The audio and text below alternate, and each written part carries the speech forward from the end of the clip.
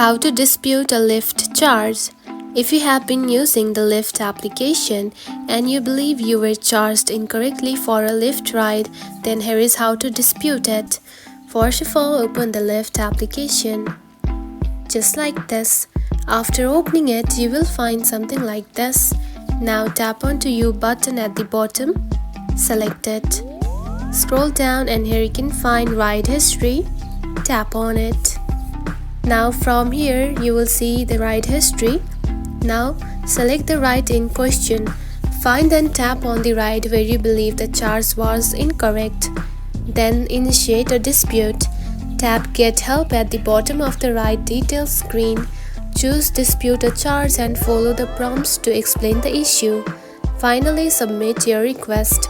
After providing the necessary details, submit your dispute. Lyft will review your case and notify you of their decision. And that's it. This is how you can dispute a Lyft charge. If you found this video helpful, don't forget to like and subscribe for more tips. Thanks for watching.